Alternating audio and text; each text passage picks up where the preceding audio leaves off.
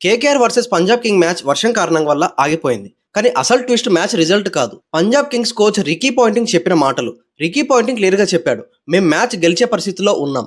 Match start అవగానే Punjab Kings బౌలర్లు దుమ్ము లేపారు.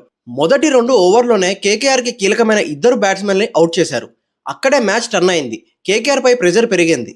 తర్వాత కేకేఆర్ కొంచెం నిలబడాలని ప్రయత్నించింది. కానీ పంజాబ్ కింగ్స్ బౌలింగ్ ముందు కంట్రోల్లోకి రాలేకపోయింది. పంజాబ్ కింగ్స్ పూర్తిగా మ్యాచ్ని తమ వైపు తిప్పుకుంది. ఇదే టైంలో వర్షం మొదలైంది. గ్రౌండ్ మొత్తం కవర్ చేశారు. ఫ్యాన్స్ వెయిట్ చేశారు. కానీ మ్యాచ్ మళ్ళీ స్టార్ట్ కాలేదు. అఫీషియల్ గా నో రిజల్ట్ ప్రకటించారు.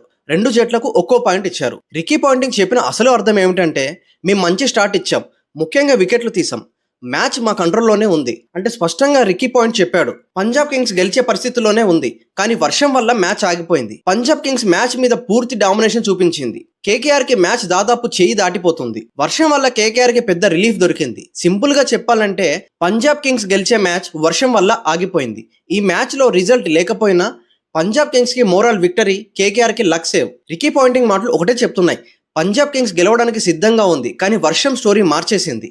క్రికెట్లో ప్రతిసారి బ్యాటింగ్ బౌలింగ్ మాత్రమే కాదు, కొన్నిసార్లు వాతావరణం కూడా మ్యాచ్ను నిర్ణయిస్తుంది. వర్షం కారణంగా మ్యాచ్ ఆగిపోయినా కూడా పాయింట్స్ టేబుల్లో మాత్రం పంజాబ్ కింగ్స్ నెంబర్ 1గా ఉంది.